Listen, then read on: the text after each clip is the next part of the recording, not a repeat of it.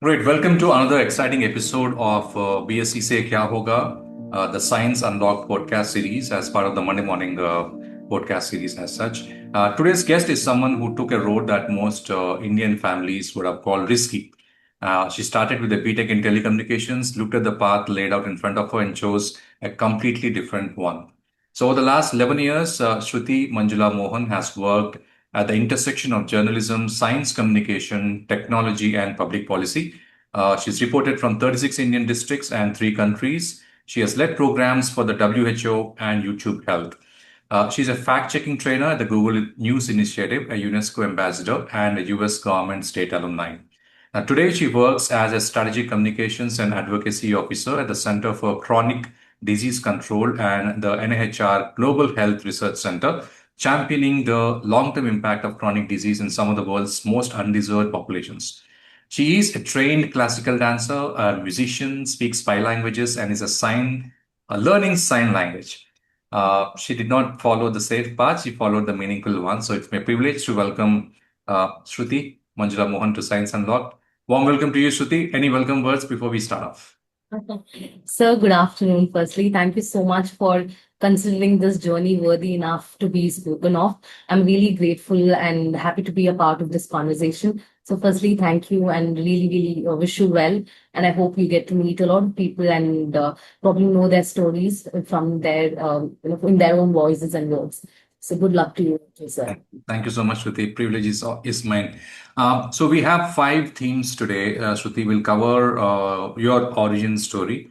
We look at your career deep dive, the real work which you did. We'll try to do some myth busting in terms of parental objections. Create a roadmap in terms of actionable steps, and finally give some homework to the parents and students. That's the last one. So we'll start with the origin story. You did a BTech in telecommunications, Shruti, and that is not where I think most people expect a science communicator story to begin. So if you can take us back to that moment when you realized engineering was not your path, what were you feeling, and what did the people around you say, Shruti? Right. So, beautiful question. Firstly, so I think I always loved science as a subject, but probably was because the larger mainstream or the world that I come from, which is very strict and academic in that nature, and what you do and what the society says eventually really mattered. So my father is an engineer, so an engineer in the army. So he, of course, wanted his daughter to follow suits and become an engineer also. But I did not have a problem with that back then because I think I was exposed to only engineering or doctor as two professions, or maybe even join the defense forces. These were the only three options that I was given with, and I thought maybe engineering is the best one. But at the back of my mind, I always knew that I think public speaking and just speaking, because I enjoy speaking as a person and I really like interacting with people and probably pecking questions with them. I'm somebody who has an endless list of questions. So my profession and my what makes my heart happy did not go very well together. And I probably did not know about it too. Sure. So back then, when someone said, "Hey, engineering seems like the best option," and I did also score well in my 12th standards. So, of course, engineering was the best way forward. And I did fall into that direction and I did follow the route that was given to me. But over the time that I was there, I did realize that, and in that time, I was also going through the grief of losing my younger sister. So both the grief and the academic failure came together, and I was not very, I was still young. I was 17, 18 years old, and I did not have the backing of my parents too, because they themselves were grieving differently. So I had to pick myself up and gather the courage to go back to college and do well, be with my friends who are scoring really well in spite of not putting in that much of hard work that I was at that time. And it kept reminding me that something's not fitting very well. And I'm somebody who grew up through my school as a very pampered and a loved student of my teachers, and that didn't happen in my college. So this kind of an imbalance and this discomfort was very triggering me. But at the same time, my parents, I'm grateful to them because they never They understood that I was going through that struggling phase, and they never pointed out at my marks or how many backlogs, which were a lot of them at that time, bothered them. So there was a very indifferent nature to what I might do in the future. But obviously, because I'm studying engineering, they expected me to be an engineer. But during this time, I think the book fanatic, or the life that I had as a teenager, which is reading a lot of books, came back, and I found a lot of peace and myself in books. Right. So that's when I started reading more books. I started feeling like I want to write about these things, the things that I'm feeling, the things that I'm going through, the body image issues, the kind of relationships, and all of these very teenage writing. And that time, fortunately, in my college, which is a very academic, technical, it's an engineering college, of course, a small opportunity came wherein I could become the editor of my college magazine. So becoming an editor in a college magazine which teaches science, it fit in all the things that I thought I might want to do fit in there. And it was a very small role. It basically was about collecting journals, collecting very science related developments that were happening inside the college and telling it to the outside world through a magazine.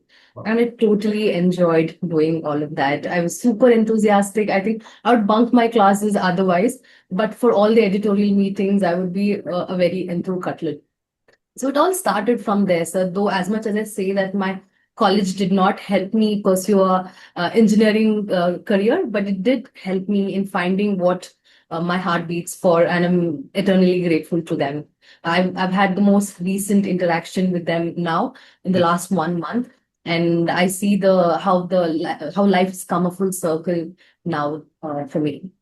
Lovely, Shruti. Thanks so much.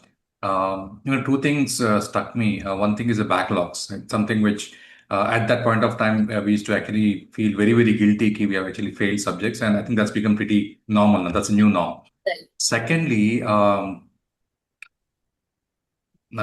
think what you just said in terms of one of the questions which I actually struggle getting answers are the traits. What are the traits of a typical 17-year-old or a 16-year-old that parents can actually see and then actually advise them in terms of what subjects they can actually take. And with you, I think your college played a pretty good role, even though you didn't really like the subject as such. You actually went on to start writing over there, which kind of became your career as such now. So, lovely to start off with, Shruti.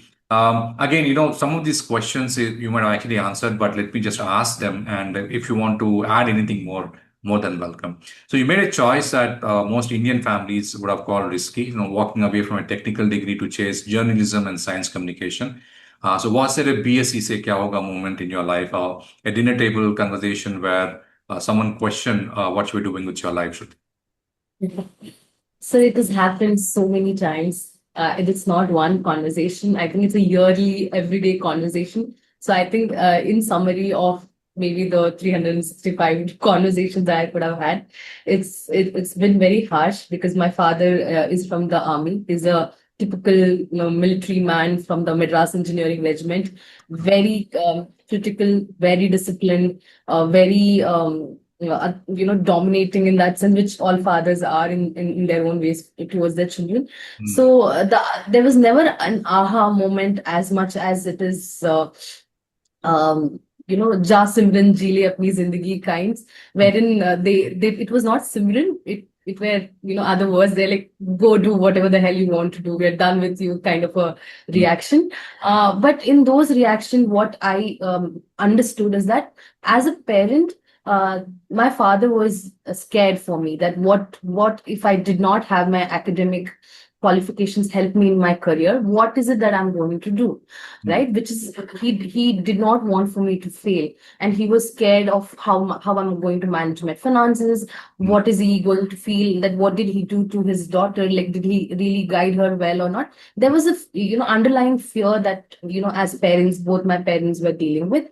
And I probably had to just have a comfortable conversation with them and tell them that I understand your fears. I know that after studying 4 years of engineering, the most but obvious choice would be pursue a career in engineering. You may think that my 4 years are lost, but Mm. let me tell you that my 4 years are not lost. I'm going to make something out of this. Mm. Just trust me. Yeah. And of course, I don't know, they didn't have a lot of options. They had to say yes to the process of trusting. And my parents did give me some years to explore. And during that time, they were very patient with me. I wasn't earning well. I wasn't working with reputed names. My office and my house were, extremely apart in geographically, and I had to commute, spend a lot of hours in traveling, come home exhausted, not physically, emotionally show up for them. I went through all of it, and during this time, they were genuinely very, very patient with me. And they, I think, over the time of seeing my, I think, commitment, which was about 6, 7 days of working in a week.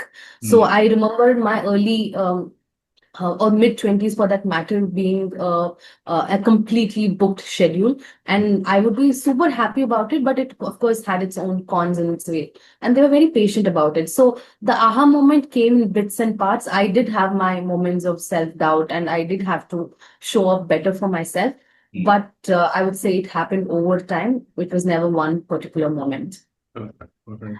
I think I don't know whether it's generation, Shruti. In my parents were actually patient. I took around two to 3 years to actually get to my first job, and did a lot of experimentation. Went through a lot of courses before I went on. I think Mm. maybe that's aspect, and I want your thoughts around it. Our parents nowadays more competitive than before, and insist on getting their children settled in a completely planned way. Absolutely not. So I think today's parents are evolved with the children in so many ways. Of course, there's always scope for improvement. There's always what they could have done better. And even as parents, I think parents are pretty critical towards each other. I think especially mothers get the most of the credit in a different way, and fathers get the discipline and the career kind of blames, and mothers get the health and the upbringing, the nature, and mostly is the soft skills the mothers take. So I think parents are also dealing with bringing up their children in the best possible way, and they also go through their moments of, am I doing enough for my child? So Mm. having said that, I think in today's there is I would say, like, if we divide the current generation or the generations that have gone by, I think my generation has been pretty crazy in the way that they've explored careers. So today's generation might be hearing about AI, but I think my generation are people who've worked on AI, who've worked on different kinds of LMS systems. They know the technology behind it. They are the early generation in that sense, and the same applies for the digital health, that is the health the movements that we're seeing around us, or technological movements, software, mobile, Wi-Fi, internet, and you can name it. So my generation in that way has seen a lot of I don't know, worldly movements in which we've seen COVID, we've seen multiple extremes in that sense. So I think the parents with us have become more resilient, and they've set a very beautiful benchmark for the upcoming parents in Mm. that way. Sure. So I think the parents are catching up. Of course, there's a lot to do, but there's no end to this criticism. But I would like to take a moment to appreciate all the parents who've really been with their children during this Sure. phase. Sure. Sure, Shruti. Lovely. Who were the mentors or anchoring figures in your life and during that kind of transition? Was it your parents or teachers or peers or friends who believed in this path before you fully believed it in yourself, or did you have to find that conviction entirely on your own, Shruti? Absolutely not, sir. It is never one person. I would never take the credit for whatever that I've done. I think I have been immensely grateful for having the kind of mentors and teachers that I've had, even as a child, even as a student, a teenager. I think if there's anybody that I want to blindly give all my credits of all the growth that I've had, it's definitely my teachers and mentors. I can name teachers since my eighth standard, seventh standard, my mass PT teacher, my tuition teacher, and of course all the mentors that I had the great fortune of working with over my The initial years, because especially as somebody who did not come from journalism background, I think they've really played their part in this journey. To name a few of them, I would say there's a very beautiful journalist called Miss Vasanti Hariprakash.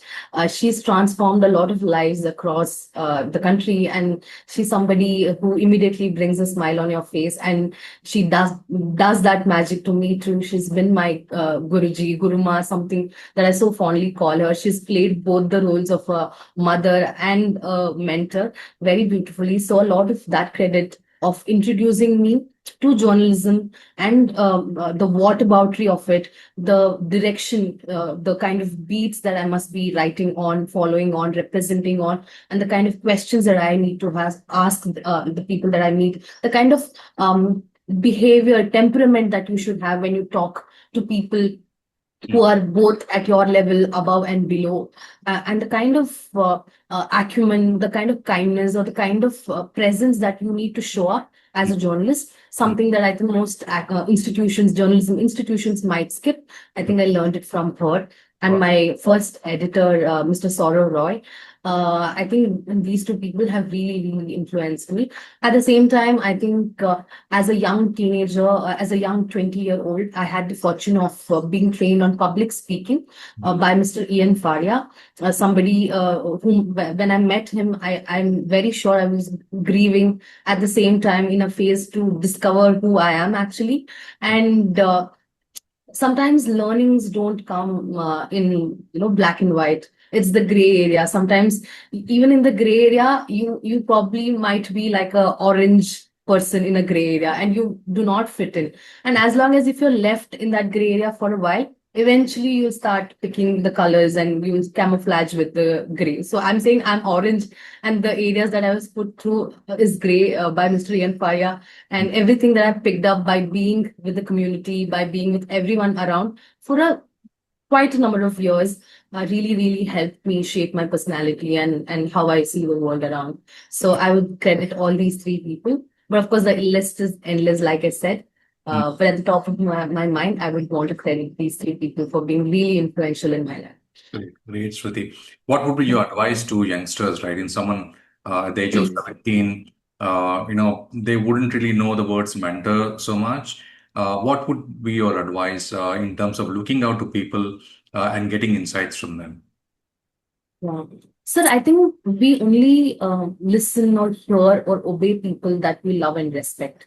So I think firstly it starts from there. I think even before you start loving others, you also have to have that loving. You need to believe in love. You need to believe in respect to be able to give it to others. And when you see that in people, learning can come from any sides, and it can really shape you in whatever form. So firstly, I would say for teenagers who also are quite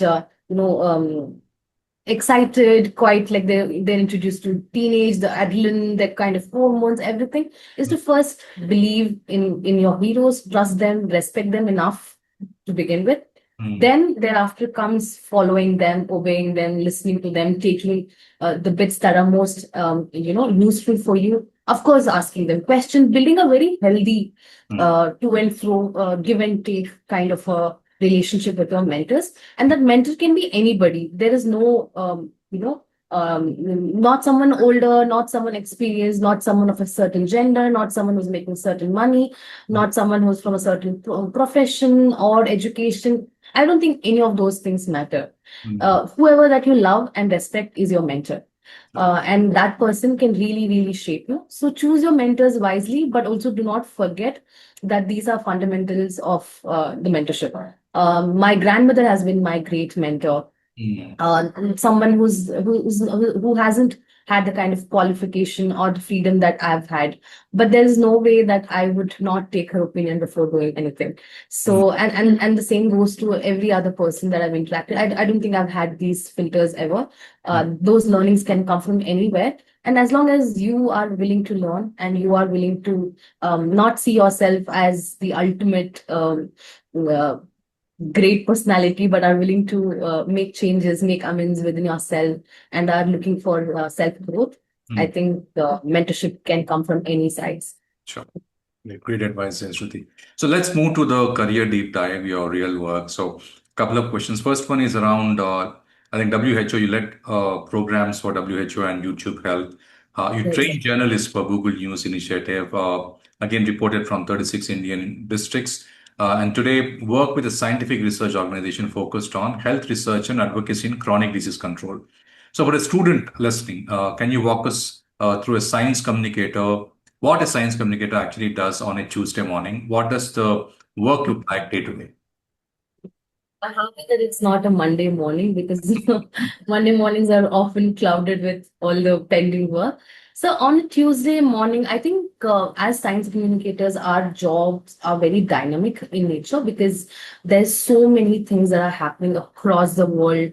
India also most definitely that you know one day is same. Every day there's a different agenda. Every day there's a different priority. So sometimes there is a backlog, but at the same time there are new developments that have happened in the blink of an eye, and also because we're working across time zones. So we are not only working for the Indian time zone. Sometimes we are come back home and we get a lot of information that have happened in the other part of the country, and that's how it is always going to be as a science communicator. So it is a very robust, dynamic, and a very all the time charged space in that sense, but it is mostly internal in that way. It is both a pros and con of the industry, that a lot of developments happen within the network, the ecosystem. So Yeah. as our job becomes a little bit more happening, because we are able to translate this internal information to the outside world in the best possible way. And Mm. today, because we come from the digital era, there are a lot of ways in which you can explore to process this information that you have either in text or announcements or pictures and videos in the best possible way for the people on the internet. So it's a mixture of all of these things. And the world of science communication, I think, I mean, I have been using it only say since the last 5 years, but I would be very silly to say that it's a recent word. It is a very old word, a very old profession, because all possible science developments that have happened across the world, only when it's communicated to the world has it reached the world. So the science communication was happening all this while without us labeling this as a career, Mm. as a potential as a potential viable career for that matter, Mm. right? So it's been there for a while. It is only probably taken recognition now, and I've only been starting to use it only recently. Sure. Sure. How is the learning path? I mean, after your engineering, what are kind of courses, or can you actually, for a student who actually is interested in a science communicator kind of a career pathing as such, can you define the learning path which you have taken? So, I think firstly, I wrote a lot. I wrote a lot on random topics. I would one day write on body positivity, another day write on stars, one day write about my interaction with somebody, one day write about some flowers I picked up. So I would give myself random prompts, Mm. something that we do in today's era with ChatGPT. Just throw Mm. yourself a word and see how do you react. And that's something that I enjoyed doing back then. And of course, then Instagram was a very new and a very explorative platform, and I totally enjoyed writing on Instagram, Blogger, and created a blog of my own on Medium at that point. But apart from this, I think I was also very hungry for learning, Mm. which meant that I would sign up for all possible courses, fellowships, all possible, whether it would really. I basically came from the school of thought that when you apply uh, on these portals, there are a lot of these questions that are very unique to the opportunity. And when you're answering yourself, you're also seeing how do I fit into a situation like this? Is my profile just black and white?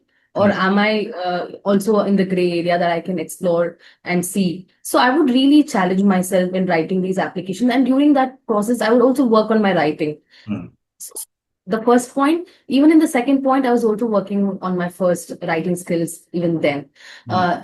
And third is most definitely I'm blessed with a father who had a very transferable job, and that carried on eventually because I kept traveling. So traveling really, really shaped a lot of my learnings. And when I would travel, I would come back, write about these experiences, but write eventually. So Mm, traveling, putting yourself in spaces which you're not very comfortable, whether it is in a job application or whether it's a workshop, or whether it's a fellowship, mm, it really shaped me. And even attending a lot of these webinars and conferences, I would travel from a really one part of the city in Bangalore to another part of the city just to attend a panel discussion or like a book reading or mm, a book launch, or to just go and watch a film that is being featured. So I think all a mix of all of these in different ways. mm. That's something that I totally did, and today I can see how that has helped me. Sure, absolutely, Shruti. So, moving on, your current role sits at the intersection of strategy communications, advocacy, and global health research. For parents who are listening, what does that kind of role mean in terms of real world impact, career stability, and the kind of organizations that people hire? So firstly, it is an experience of working with the most intelligent people who find the most comfort in being humble with their development, with their growth at large. So you're constantly around meritorious, ambitious, and traveling, seeking information, very curious, but also people who are very humble in the way of life. So when you are in an organization like this, I think your job, in some sense, becomes very easy because all that you have to do is translate that work to anybody outside, a layman, or in the most easiest language that is possible, while the most tough work is already done by them. So I feel very fortunate to be at this intersection where my role is powered by the kind of brilliant work that my seniors are doing, and to take it to people like me, people who I was about 4 5 years ago, before I probably understood science communication at large. So it is a great kind of a bridge. It is like you're a pendulum. You're taking this information, you're going there, and in the meantime, you're synthesizing that information, making it more easier, more fun, more interesting, more also.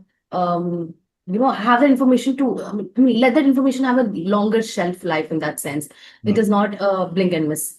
So it is here to stay in different forms. So it is a fun place to be at. So. Absolutely. Um, you've been a UNESCO ambassador, a US government state alumni, and a climate media fellow at TERI, TERI.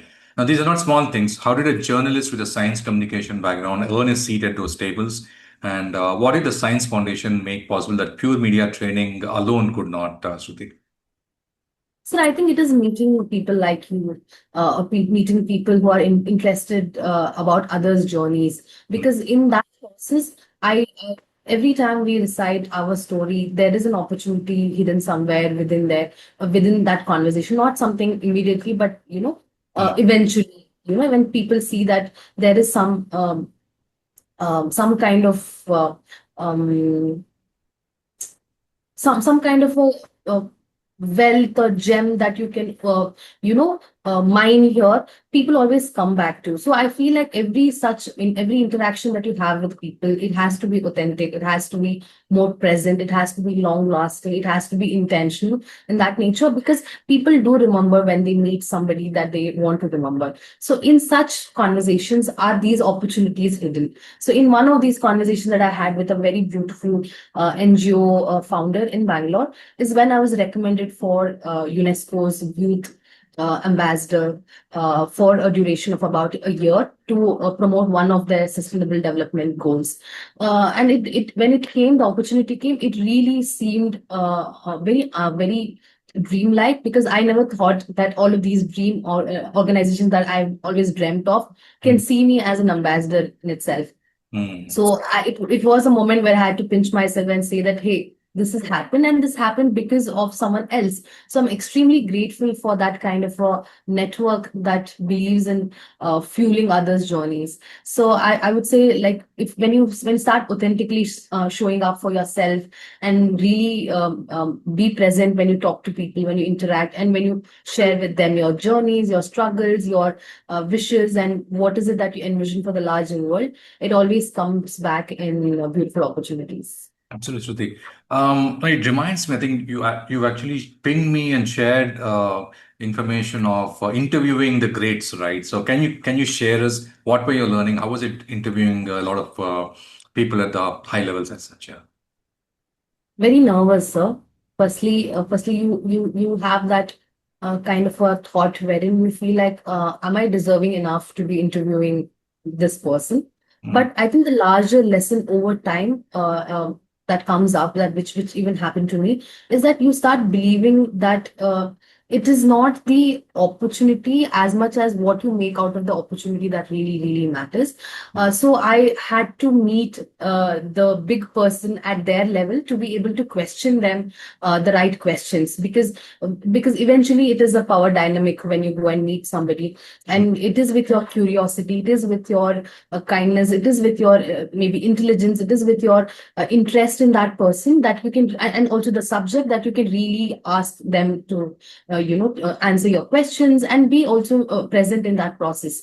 So mm. for me, I think when I met some of the biggest names, I think first to be able to be confident of your own self Get me and the to be names able, also, Anna Shruti. sir. Get me the names also. Who have you interviewed really? The topic. uh, So beautiful, sir. Some I had the fortune of interviewing the legendary cricketer Brett Lee, United States Vice President Mr. Al Gore, Mr. Ratan Tata very briefly, Mr. Pullela Gopichand. I had to visit his center in Hyderabad, and I mean, these are the moments that really shaped you. I also had the when we go and report from the ground. I've interviewed farmers and Devdasi women, people who work with self-help groups, people who people who worked on Manrega, different schemes, Mm, farmers, women, women who are at the intersection of safety and poverty and employment, migration. I think all of these moments really shape you. It's not the stature as much as it is the kind of interaction you have with them, but all of these names most definitely. Perfect, perfect. Thank you. Let's move to the Mythbusters, parental Right. projections. A couple of questions here. Now, the word journalism makes most Indian parents nervous. Unstable income, no clear ladder, no safe title. Is science communication actually a financially viable, professionally respected career in 2026 and beyond? Or is that fear based on a version of journalism that no longer exists, Shruti? So professionally, it of course is a brilliant career to pursue. It is, like I said, it is a very dynamic career, and it is, I think, one of these oldest careers which has quietly been hidden under the larger noise of all other professions. So, of course, professionally, you will not be misguiding your child if you ask them to pursue science communication. But having said that, I think we should probably allow a child at least 5 years to not see any wealth coming from them, in that sense that it's going to transform you, because that burden of being wanting to uh, you know um, work at a place that's going to pay you really well is Mm, a little rare in a country like ours, because we are, of course, burdened by our own challenges of the kind of industry that we are. To be frank, a science communicator in other parts of the world would be paid far more bigger than a science communicator here in India. But mm, having said that, we are not here exporting our services. We are here working for our people, yeah. right? So our people are going to pay in the kind of money and value that they see. So you cannot compare science communication with software or with other kinds of careers, because the kind of deliverables are different Mm, at nature. So I think I would really urge parents to allow children some time after they've graduated to really figure out, because everybody, to be frank, everybody loves money. I'm mm, sure your child loves money, so allow him to find that time to be able to earn that money. If he understands where my strengths are, I'm pretty sure everybody will play to their strengths eventually. But that has to come within. It cannot come under pressure. It cannot come because a parent is screaming. It cannot come because the society is asking these questions. It will only come from within, and that will only come with time. yeah. So yeah, so we'll have to give our younger generation a bit of time, because the distractions that they have in today's times are so much more than what our parents and our grandparents had. So it's like a race, right? So when you're running, the more the distractions, the more time is going to take you to reach your destination. So that way, we'll have to just hang in and give them the time to find their meaning and find love in what they do. Sure, Shruti. Now, many parents assume science communication is something you do after a real career. So, but you have been doing this at the highest levels for global organizations for over a decade. What would you say to the parent who thinks their child's passion for writing about science is a hobby and not a profession? Absolutely not, sir. Like, if I take an example, today we're not talking about COVID. We spoke about COVID very real time, every day, every minute. That's how robust and dynamic science communication is. Every new developments are happening while we're eating, sleeping, chatting. Everything is good. Like, this world of science is constantly moving. So how can you do this later? How can today I talk about what it is to invent zero? Yeah. A man long ago did it and won laurels for it. So I think it has to be very up to date. If need be, you can be ahead. You cannot be behind for sure. So you can probably predict signs in a way that it is more futuristic. It is more upcoming. But you cannot do the otherwise. That is something. So that totally rules out that this profession can be pursued later in your life, because it's now or never in that sense. But parents, I think, like I said, sir, I think it is only time that is going to teach everyone, including us as children, if this is an option worth exploring or not.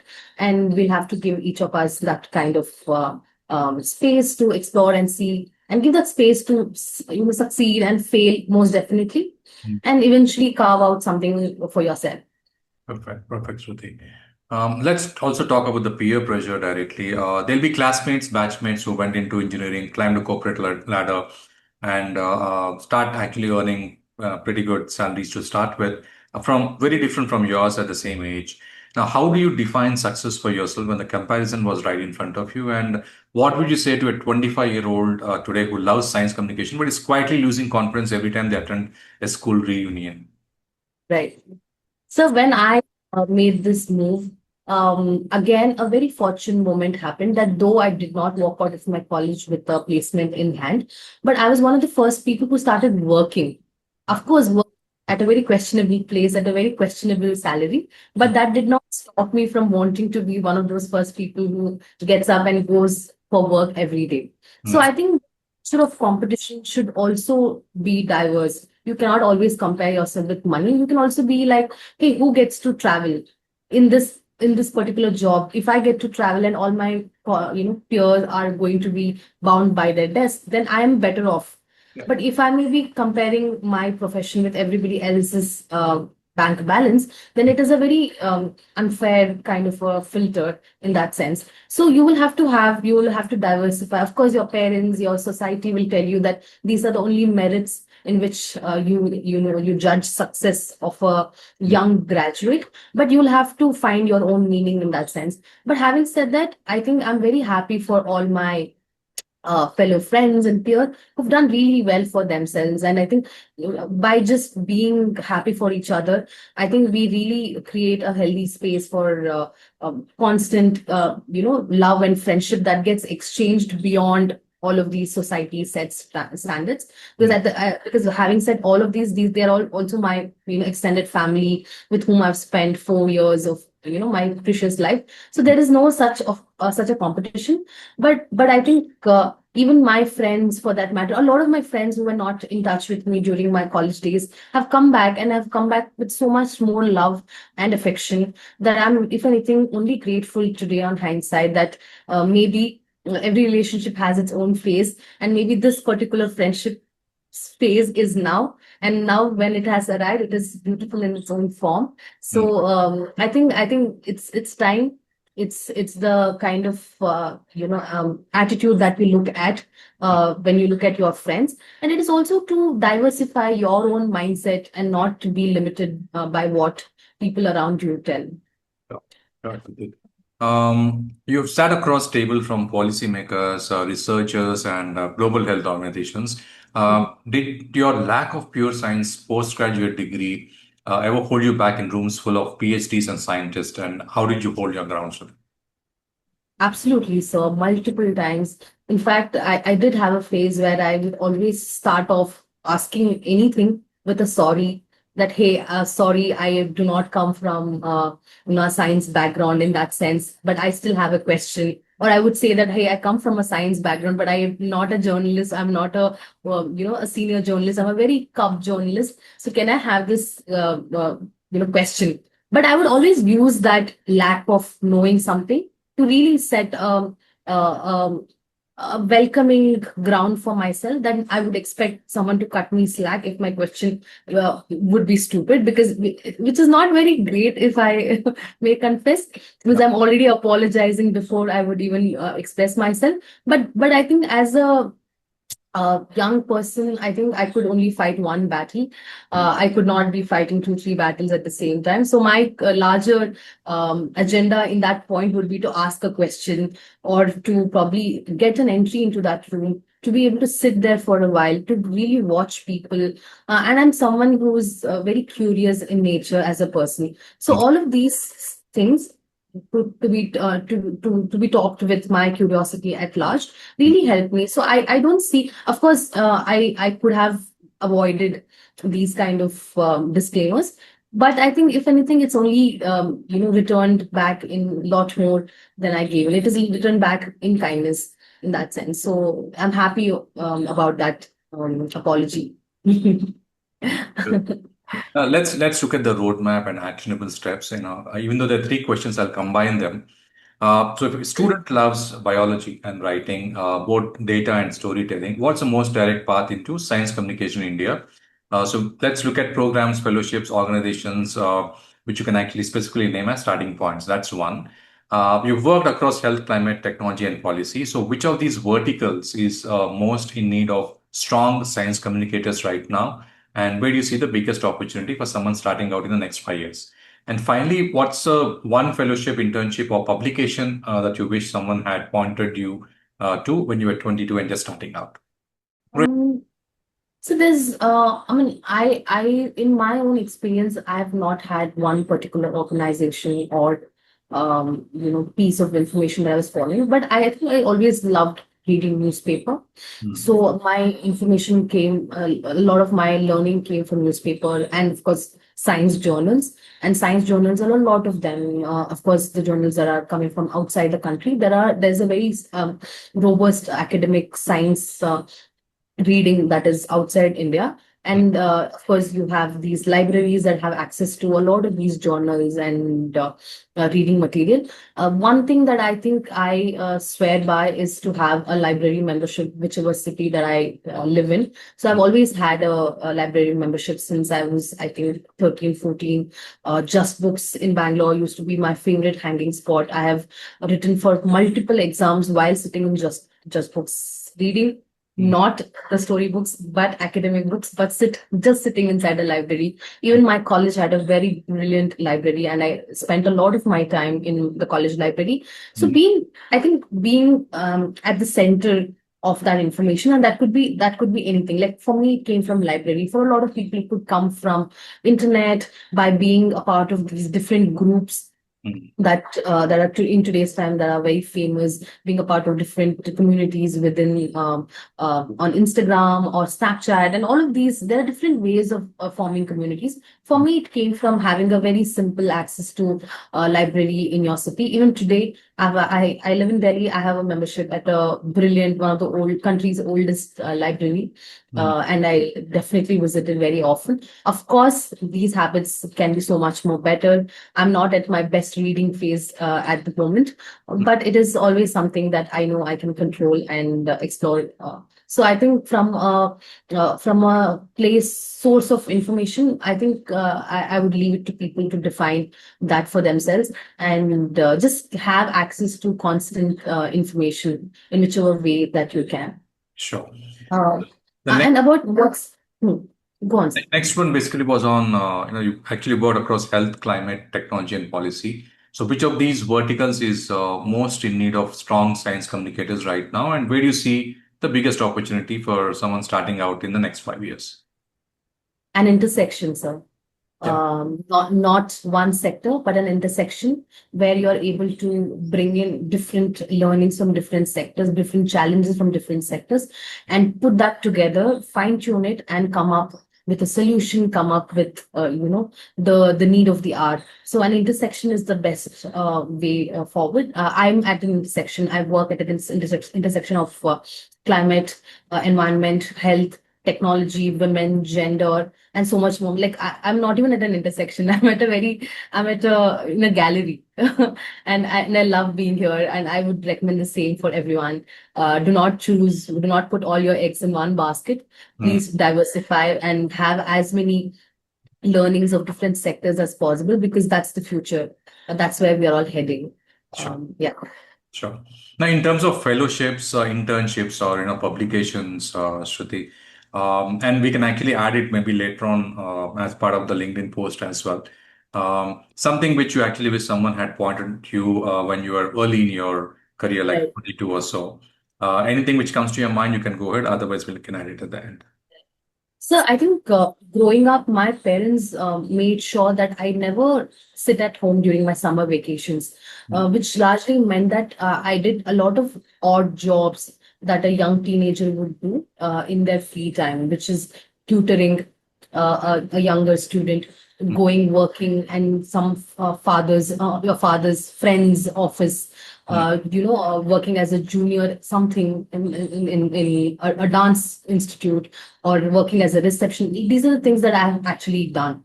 So mm, for me, the learning came from all of these places, right? So the opportunities came from these places, which largely meant that when you're public facing at a very young age in your life, you are not dealing with one situation, you're dealing with multiple different kinds of situation. You're socially interacting, you're interacting with all kinds of diversified people. And in India, there is no dearth of diversity, right? So when you put yourself in a space like that, you learn a lot of things.